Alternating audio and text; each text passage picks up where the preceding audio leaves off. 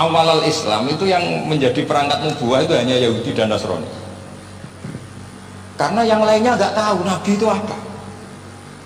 Saya beri sedikit cerita. Nabi itu umur, anggap saja kita ikut kaul yang 12 tahun saja. Sebetulnya ada beberapa perdebatan, ada yang bilang 9, ada yang bilang 12. Anggap saja 12. Nabi datang ke Syam. Syam itu ya sekitar Syria, Lebanon, Palestina itu Syam. Itu pertama yang tahu kalau beliau Nabi itu ya rohib. Rohib itu terjemahnya ya pendeta. Rohib, Bukhairah nemuin Abu Thalib, itu siapa? Ini anak saya. Terus ditanya lagi, ini siapa? Ini anak saya. Sampai 3 kali. Terus sampai Abu Thalib itu agak tersinggung. Memangnya masalahnya apa kalau dia anak saya? Terus Ibu Bukhairah bilang gini, semua alamat Nabi pada anak ini itu ada semua, kecuali kecelakaannya satu, anak kamu. Loh, memangnya masalahnya apa? Karena alamat Nabi di Taurat dan Injil itu yatim, sementara ini punya bapak kamu, ini masalah. Jadi dilihat matanya sudah memenuhi kriteria, semua memenuhi kriteria kecuali satu, karena punya bapak Abu. Akhirnya Abu Thalib ngaku, enggak, ini tidak anak saya, ponakan saya. Akhirnya diketahui kalau ini benar-benar calon Nabi. Pertama yang tahu siapa? Pendeta. Karena yang punya khazanah kitab samawi itu ya para orang Nasrani dan Yahudi. Sehingga Al-Quran meskipun pada akhirnya ngeritik Yahudi Nasrani itu, tapi nggak bisa nggak bicarakan Yahudi Nasrani. Karena satu-satunya yang masih punya kitab samawi itu Yahudi dan Nasrani. Meskipun sebagiannya sudah dirubah-rubah. Alamat pertama itu seperti yang diceritakan di bab janji afi ainaihi humratun, matanya dilihat. Terus perlakuan pohon. Saya pernah di pohon itu, pohon nubuah. Itu umurnya ribuan tahun. Itu kalau Nabi duduk misalnya di arah barat, matahari dari barat, normalnya akan kena kesetrum matahari. Itu yang rubah itu dahannya. Jadi Nabi itu orangnya lugu, duduk aja nggak mau mikir. Memang syaratnya Nabi itu nggak boleh mikir, harus ummi. Ummi itu lugu. Nggak boleh Nabi mikir besok makan apa, terus menjabat apa, itu nggak boleh. Itu udah Nabi, itu maklar itu. Tapi itu nggak boleh mikir. Makanya Quran nyifati Nabi itu makun tata dirimal kitab walal iman. Kamu itu tidak tahu kitab itu apa, iman itu apa. Jika Nabi itu nggak bisa, di Paris nggak bisa. Nabi kok memaklumatkan wasata di mana, nggak bisa. Nabi itu justru bagus keliru pertama jadi Nabi. Nabi pertama ketemu Jibril itu dikira malaikat maut, dia lari ketakutan. Zamiluni Khadijah, saya ini takut, itu tadi ada malaikat maut, saya takut. Sama Khadijah dikemulin. Jadi Nabi itu nggak tahu kalau itu malaikat siapa? Jibril. Jibril nggak bisa dia kenalan nggak di seminar. Ini malaikat Jibril pernah kuliah di sini, nggak bisa seperti itu. Jibril itu ya aneh. Pertama ketemu Nabi, Iqra ya Muhammad, kamu harus baca ini. Kata Nabi, mana Nabi Korean, saya tidak bisa baca. Harus bisa. Dipaksa sampai 3 kali. Nabi terjawab, saya tidak bisa baca. Terus kata Nabi kenangnya, Faghotoni, saya didekap. Kamu harus bisa baca. Setelah baca dilepas, Nabi lari pulang. Pulang terus bilang ke istrinya, Zamiluni. Ini secara nahwu agak aneh karena mukhatabahnya perempuan satu, harusnya Zamilini. Kalau untuk perempuan harusnya idribi ya, unsuri itu. Tapi karena Khadijah dihitung ahl itu keluarga, maka Nabi pakai kitab apa? Mudzakkar jamak Zamiluni. Jadi Nabi nggak tahu kalau pertama jadi. Karena syaratnya Nabi harus ummi. Justru karena ummi itu orisinil, semua yang dikatakan Nabi pasti dari wahyu. Sehingga diistilahkan ma kunta tadri mal kitab walal iman. Kamu itu tidak tahu apa kitab itu apa, iman. Justru itu bagus. Nggak tahu itu bagus kalau untuk Nabi. Kalau untuk apa? Sehingga orisinil datang ke Khadijah, Zamiluni. Jawabannya Khadijah lucu. Kamu betul ketemu orang seperti ini ke makhluk seperti ini? Iya, kata Nabi. Itu Khadijah itu kacaunya bukan main. Khadijah itu kacau. Khadijatul Kubra, termasuk manaqib yang dicintai mbahmu. Ini Mbah Habib, ini Muhammad bin Anis. Khadijah bilang gini, ya gini saja mas. Saat kalau teman kamu itu datang bilang ke saya, ya kata Nabi. Nggak ngerti kalau ini dites. Suatu saat Jibril ini datang lagi. Nabi juga, ini loh temanku. Kalau bilang Jibril ini temanku datang lagi. Khadijah fahasarat an fakhidiyah, masyhur itu di riwayat. Apa pahanya agak dibuka. Mas, temanmu masih, lari gitu. Terus Setelah lari ditutup lagi. Temanmu datang lagi, ya datang lagi. Absyir ya Muhammad, kamu harus senang. Itu benar-benar kamu itu nabi. Jadi Khadijah punya sekian definisi. Kalau nabi betul itu melihat apa, malaikat betul itu melihat aurat pasti lari. Jadi dibuka. Ternyata Jibril lari. Khadijah tidak tahu, yang tahu nabi. Nabi ya nggak tahu kalau dites. Kalau nabi tahu, oh kok ngene nak dites ya. Jadi uniknya terus Khadijah, Nabi jadi Nabi sama Khadijah itu tahu Khadijah. Nabi nggak tahu kalau mau jadi Nabi, tapi Khadijah tahu. Sehingga ketika umur 25 tahun Nabi sebagai pedagang, Khadijah itu ngirim mata-mata namanya Maisarah. Maisarah itu nama lelaki. Saya tambahin lagi, Maisarah nama lelaki. Nanti kalau kamu ngartikan nama perempuan, oh berarti Nabi kemana-mana punya perempuan. Enggak, Maisarah itu nama lelaki. Maisarah dikirim Khadijah. Terus gimana Muhammad di perjalanan? Tudilluhul ghamamah tuti'uhus sahaik, kemana-mana dipayungi oleh mega, oleh awan. Sekian informasi ke Rasul apa ke Khadijah itu dimasukkan semua ke Khadijah. Tapi betapa kecewanya Khadijah ketika Nabi nikah umur 25 tahun, Khadijah umur 40 tahun, itu kok gak jadi Nabi. Itu mulai kecewa gitu, sido jadi Nabi tahu kan. Makanya ketika tahun ke-40, berarti Nabi umur 40, cerita ketemu tadi Jibril, Nabi nggak tahu itu Jibril, nggak bilang Jibril. Itu Khadijah senangnya bukan main, karena apa yang dibayangkan dia terjadi. Fawwah la yuzika wa abadan la tasilur rahim wa tahmilul kalla wa taksibul maktub wa tatridhu fa wa tu'inu ala nawaibil haq. Ini kalau istilah bahasa Pak Said Akil, syarat jadi rakyat Suriah harus hafal kan. Sonono syaratnya jadi ulama. Akhirnya Khadijah itu sempurnanya bukan main, karena pernah ragu 15 tahun kan, dari umur 25 sudah yakin kalau ini Nabi, kemudian nggak tahu bukti berikutnya, makanya terus ini jadi Nabi enggak. Setelah umur 40 bener-bener Nabi, paginya diajak ke Waraqah bin Naufal, masih pernah paman sama Khadijah. Yami ini ibnu Akhika mau cerita. Terus Waraqah ini Nasrani. Di kitab Bukhari disebut wakana imro'an tanas sorofil jahiliyah wa yaktubu Injil bil Ibroniyah masya Allah ayaktub. Jadi Waraqah itu penginjil, pendeta. Tapi nanti loh, kamu jangan salah paham terus kayak pendeta sekarang. Ada periode di mana Injil masih asli dan ada periode ini yang sudah muharraf. Itu kan ya itulah khasnya ulama. Akhirnya Waraqah tanya, kamu ngomong saja Nabi, manggilnya seperti itu. Akhirnya Nabi cerita ketemu Jibril, sebenarnya beliau nggak tahu itu Jibril cerita. Terus kata Waraqah, hadan namus alladzi ja'a bi Musa, masih pakai bahasa namus, hadan namus alladzi ja'a bi Musa. Itu namus semacam malaikat yang mendatangi Musa. Terus uniknya Waraqah bilang gini, wa iyudribni yaumuka ansurka nasron mu'azzar. Andai kan saya menemukan hari ketika kamu jadi Nabi, akan saya bilang mati-matian. Kapan itu paman? Khina yukhrijuka kaummu, ketika kamu diusir oleh kaum kamu. Nabi sebagai orang baik, makanya dia jadi orang baik itu ya boleh. Nabi sebagai orang baik itu tanya, awamu khrijiyahum. Kalau gimana nih awamu khrijiyah ana ta iku wong sing ngetono ingsun hum ta kaumi. Masa saya nanti diusir kaum saya? Saya ini termasuk keluarga terhormat, perilaku saya baik. Masa saya nanti diusir? Terus kata Waraqah, tidak ada seorang pun yang jadi nabi kecuali nanti ngalami diusir. Jadi yang tahu mau diusir itu ya Waraqah. Nabi malah tanya, masa saya nanti diusir? Karena tadi syaratnya Nabi harus ummi itu keibu-ibuan. Jadi nggak tahu. Tapi nggak tahu Nabi itu sifatul madkhin, sifat pujian, bukan sifat naqsin, sifat apa? Kekurangan. Akhirnya Nabi mulai sadar, wah ini jadi Nabi tenan kan gitu. Jadi makanya kita Fathul Bari, syarahnya Bukhari, termasuk komentarnya Said Muhammad di beberapa kitab beliau, di Mafahim, di beberapa kitab. Kamu jangan terlalu fikih. Kalau terlalu fikih kan nggak boleh mempercayai omongan orang kafir, orang ahli kitab. Karena awailun nubuwah itu yang komentar semua ahli kitab. Awailun nubuwah itu yang tahu bahwa Nabi Muhammad atau Nabi itu semuanya data dari ahli apa? Ahli kitab.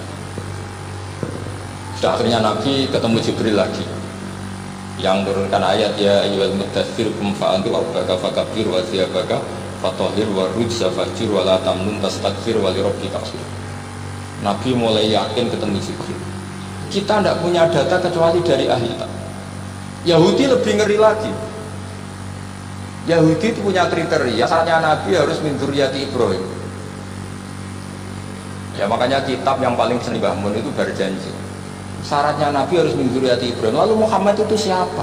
Kok tahu Nabi? Dia itu orang Arab itu jahiliyah, wongnya goblok-goblok. Makanya terus jadi polemik ilmiah kan. Akhirnya Nabi memaklumatkan diri kalau beliau min dzurriyyati Ibrahim. Dibuktikan Ibrahim pernah singgah di Mekah, yaitu fihi ayatum bayyinatum maqamu Ibrahim. Bahwa Ibrahim pernah hidup di Mekah ada buktinya, yaitu ada bekas kaki di dekat Ka'bah. Akhirnya Ibrahim meninggalkan Ismail. Ismail kecil kekurangan air, Hajar lari-lari nyari air 7 kali. Akhirnya jadi sa'i bena sofa wal. Ada sekian bukti kalau Ismail itu hidup di Mekah, menikah sama suku Jurhum. Akhirnya orang Yahudi mulai ngebet. Loh iya, Muhammad pantas jadi Nabi, ternyata orang keturunan Ibrahim alaihis.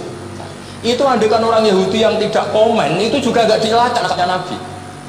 Gara-gara orang Yahudi komen, Nabi itu harus turunan Ibrahim, kamu asal-usulnya gimana? Akhirnya Allah sendiri yang menjawab bahwa Nabi lahir dari Ibrahim. Padahal Ibrahim itu orang Palestina. Logikanya gimana? Ternyata Ibrahim pernah singgah di Mekah. Ada bekas kakinya, ada ritualnya, yaitu lari bena sofa wal mar'ah, menceritakan wal marwah, menceritakan apa?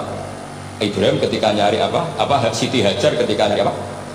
Itu disebut fihi ayatum bayyinatum maqamu Ibrahim. Akhirnya orang Yahudi banyak yang iman. Ternyata Muhammad itu tidak orang lain. Sampai mereka bilang Muhammad minal asbab. Muhammad itu tidak lain saudara kita. Akhirnya orang Yahudi banyak yang iman. Jadi pertama Nabi jadi Nabi itu yang tahu ya orang Yahudi dan orang Nasrani, karena mereka masih punya sisa-sisa kitab sama. Yaitu yang diceritakan Ka'bil Ahbar. Ya al-haditsus tsani an Yasar bin an Ka'bil Ahbar. Qala 'allamani abi Taurata ila sifran wahidan kana yaqtimu wa yudkhilus sunduk falamma mata bi fatahtuhu fa idan fi nabiyyun yakhruju akhiras zaman itu di Makkah wa hijratu bil Madinah wa sultanuhu bisyam. Ini saya urun nerangkan maulid. Yang ini tiba al-haditsus tsani an Yasar bin an Ka'bil Ahbar. Kata Ka'bil Ahbar, saya ngaji sama bapak itu Taurat itu khatam. Tapi saya itu iskal itu janggal. Kenapa ada satu lempiran yang diajarkan? Disimpan visunduk. Jadi orang Yahudi itu ada baiknya. Mestinya kalau mantel kan dibakar supaya hilang jejak. Enggak. Karena Yahudi itu ada unsur nubuah. Karena babanya Yahuda bin Yakub bin Ishak bin Ibrahim. Kira, tapi Yahudi yang orisinil ya. Saya berkali-kali ngaji bilang Israel itu kalimat madhin, pujian. Sehingga Israel disebut wa anni faddaltukum alal alam, itu Israel yang bani karena ada gennya Nabi. Kalau Israel yang sekarang itu nation, sebuah negara. Mereka ada yang Zionis, ada yang turunan Eropa, Amerika, terus Islamofobia. Itu beda Israel yang negara dengan Israel yang bani. Kalau yang bani itu ada unsur gen para apa? Nabi, sehingga ya bani Israel. Tapi kalau Israel sekarang nama sebuah negara, sehingga ketika Allah bilang ya bani Israel itu khitabnya pada penduduk Medina. Kenapa? Karena penduduk Medina zaman itu banyak yang keturunan Nabi Ibrahim alaihis salam. Jadi Israel di Quran itu bukan nama sebuah negara, nama sebuah turunan, sehingga disebut ya bani Israel, he anak turune Israel. Kita tahu Israel nama lain daripada Nabi Yakub bin Ishak bin Ibrahim. Falam mama tabi, orang Yahudi itu unik. Wong dia benci naskah itu tetap disimpan. Terus kata Ka'bil Ahbar, falam mama tabi fatahtu, ketika bapak saya meninggal, kotak ini tak buka. Faidan fihi nabiyyun yakhruju akhir zaman. Di situ ada keterangan bahkan akan ada nabi yang keluar akhiras mauliduhu di Makkah wa hijratuhu bil Madinah wa sultanuhu bisyam. Kerajaannya itu di Syam. Bareng Ka'bil Ahbar ini sebetulnya menangi Rasulullah SAW, tapi dia nggak mau iman karena Nabi itu nggak lengkap menurut dia. Ini Muhammad sudah benar lahirnya di Mekah, wafatnya di Madinah, tapi masih kurang satu, wa sultanuhu bisyam. Zaman itu Syria, Lebanon, Palestina masih di bawah pasukan salib, pasukan Nazaret. Sehingga dia mikir, katanya kerajaan Islam ada di Syam, ini kok Muhammad nggak jadi raja di Syam. Sehingga dia menunda imannya, yuakhiru islaman. bareng era Sayyidina Umar beliau bisa menaklukkan Baitul Maqdis. Terus dia iman. Makanya imannya Ka'bul Akbar itu era Sayyidina Umar karena sudah masuk definisi ketiga wa sultanuhu Syam, kerajaannya Nabi ada di iman. Sekali iman langsung pinter deh. Wong sedurunge baca kitab Samawi banyak. Sehingga Sayyidina Umar kalau mau tanya Samawi ya tanya Ka'bul Akbar.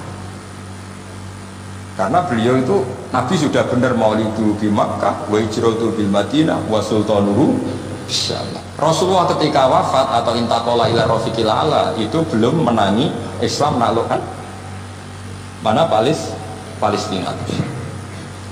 Tapi Nabi itu kasef.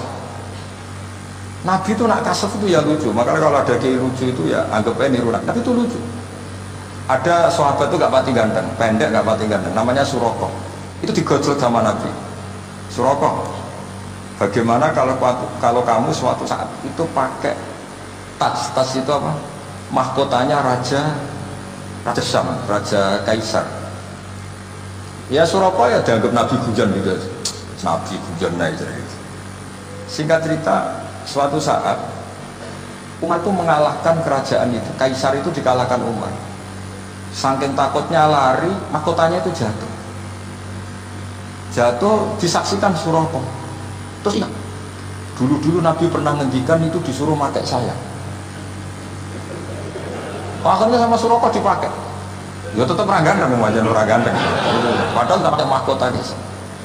Karena setelah dipakai, kata Umar, ikhla'ah itu dicopot. Mau saya pakai untuk Baitul Muslimin, untuk Baitul Mal. Kata Suraqah, bukankah Nabi ngendikan kalau ini yang pakai saya? Jawabnya Umar, innama yaqulu Rasulullah lital bisa, walam yaqul litamlika. Kata Nabi hanya ngendikan kamu disuruh pakai, tapi tidak disuruh memiliki. Kayak apa Rasulullah kasefnya? Itu kata orang-orang yang pernah ke Turki. Saya belum pernah ke Turki, tapi saya hafal hadis sahih ini. Itu ditulis di masjid Turki itu, la taftahunnal Konstantinia. Kamu akan bisa mengalahkan pasukan Konstantinopel. Itu dikalahkan setelah 1000 sekian tahun dari wafatnya Nabi. Kayak apa kasefnya Nabi? Karena Nabi wa ma yantiqu anil hawa in huwa illa wahyu. Coba kalau Nabi kayak pengamat, ngomong apa yang kira-kira terjadi? Mau itu kan mesti keliru semua karena berdasar akal. Tapi kalau Nabi berdasar apa? Kasef. Kasef itu satu kenyataan yang dipertontonkan oleh Subhanahu wa Ta'ala. Terus kedua, alamat Nabi itu pakai sandi. Sandi itu sesuatu yang enggak jelas tapi menjadi jelas bagi ahlinya. Saya ulang lagi, sandi itu kayak sandi di militer itu, atau sandi di KPK itu ada sandinya. Sandi itu ya kata sandi. Saya pernah ceritani Pak Busro Muqaddas ketika ketua KPK itu lucu. Wah, sandinya koruptor, saya tambah kacau Pak. Itu kalau bilang uang itu kalau yang kemarin rame kan apel Amerika sama apel Malang. Kalau apel Malika berarti US apa? Dolar, kalau apel Malang berarti apa? Rupiah. Setelah KPK tahu sandinya diganti Ustadz. Jadi koruptor kalau mau korupsi teman-temannya. Loh ini Ustadznya sudah siap loh, kamu gak ikut pengajian. Itu sempat penyadap KPK itu gak mau ngecek. Masa orang pengajian dicek? Ternyata ya gak ada acara pengajian. Ustadz tuh maknanya uang. Koruptor saking ngerti itu disadap KPK itu sandinya gimana? Datang nggak ke sini, ini Ustadz sudah siap, ini ada pengajian. Hampir KPK itu nggak ngecek karena pengajian, Ustadznya sudah siap. Setelah digerebek ternyata Ustadz tuh sandi dari makna Pak? Uang, gak pernah ngajar itu Ustadz katanya. Jadi kalau di sini ditangkap KPK gak Ustadz ini sudah. Ada Habibnya lagi, ada Habib Muhammad ini. Nah, Salman Al-Farisi itu pemikir, dia orang Persia. Di mana-mana orang Persia pemikir. Persia itu kalau sekarang ikut Iran. Itu dia ngaji lama sekali sama pendeta-pendeta itu. Kebetulan dia punya pendeta yang belum muharraf atau belum muharraf. Kalau muharraf orangnya, kalau muharraf itu kitabnya atau bukunya. Setiap dia ngaji sama pendeta dikasih tahu, terus kecewa beberapa kali, hasil ketemu pendeta yang benar, sudah kamu tidak usah ngaji sama saya, kamu datang saja ke Yasrib, ke Madinah, ke Yasrib. Di situ Nabi akhir zaman sekarang sudah ada. Ini yang ngomong pendeta. Ya. Sandinya itu 3. Itu aneh semua sandi. Sandinya pertama, layak balus sodako. Lalu saya tahu kalau itu Nabi gimana. Akhirnya datang. Dia orang Persia, kira-kira sekarang Iran. Terus dia kerja di Babylon, kalau sekarang ikut Irak. Beliau miskin. Terus ada kafilah dari Yasrib, dia bilang saya siap jadi budak Anda asal saya dibawa ke Yasrib. Akhirnya Salman jadi budak. Jadi budak, dia di Yasrib jadi budak. Demi penelitian tuh dia jadi budak. Padahal dia orang pinter sekali, namanya Salman Al-Farisi. Setelah jadi budak, dia di Yasrib. Suatu saat dia kerja dapat ujroh itu upah. Datang ke Rasulullah. Ya Muhammad, manggilnya masih jangkar. Ya Muhammad, saya punya banyak uang. Kamu kan punya sahabat banyak, punya santri banyak. Ini tak sedekahkan ke kamu. Apa kata Nabi? Sahabat dipanggil semua. Halumu ilayya, ayo kesini, ini makan, ini ada sedekah. Terus kata Salman kenangannya, walam ya'khud min hasyai'an. Bahkan sebagian riwayat mengatakan falam yamussa. Nabi nyentuh saja gak mau. Karena diistilahkan sedekah. Terus kata Salman, hadhihi wahidah, ini satu alamat. Itu sendiri. Gak ada yang tahu kecuali ahli kitab. Setelah seminggu, 2 minggu dapat uang lagi. Ya Muhammad, hadhihi hadiyatun laka, ini hadiah untuk kamu. Nabi langsung ikut dahar. Hadhihi sintan, ini 2. Kalau logika kita pakai pengamat, bedanya apa? Sedekah ya dapat, hadiah ya dapat. Kan gak ada bedanya sama sekali. Ternyata itu sandi. Sandi wayak balus hadiah, tapi walayak balus sedekah. Nabi itu nerima hadiah tapi nggak nerima sedekah. Bagi orang kebanyakan kan bedanya apa? Sama-sama dapat. Wah, ini sudah ada 2 alamat. Jadi alamat tuh ya kadang aneh, masa sedekah sama hadiah dibedakan. Terus ketiga, wafi katifihil aisar khotamun nubuwah mislu baidotin nu'amah. Di katifil aisar, apa kalau orang sini bilang apa? Pundak yang kiri itu ada khotamun nubuwah, ada alamat bahwa beliau adalah nabi akhir zaman, yaitu misubaidotin nu'amah, kayak semacam telur manudara. Wah, itu pusing. Waduh, caranya enggak gimana? Dia berkali-kali datang ke situ. Nabi itu orangnya priayi, jadi sering pakai baju. Kalau Nabi ini jenengan sering blodor gampang, ini kan Nabi kan sering priayi. Tapi Nabi itu memang unik. Ketika Salman ke situ, pas beliau mau wudhu, biasanya nggak pernah pakai buka baju. Nabi dibuka bajunya. Wahnya Salman fa'akab fa'alaihi, bersungkur di depan Nabi, kemudian mengatakan aman tubika ya Rasulullah. Karena ada 3 alamat. Lagi-lagi 3 itu juga didapatkan dari ahli kitab. Makanya di awal-awal Islam, ahli kitab itu luar biasa. Meskipun akhirnya di akhir-akhir masalah karena banyak oknum yang mentahrif itu.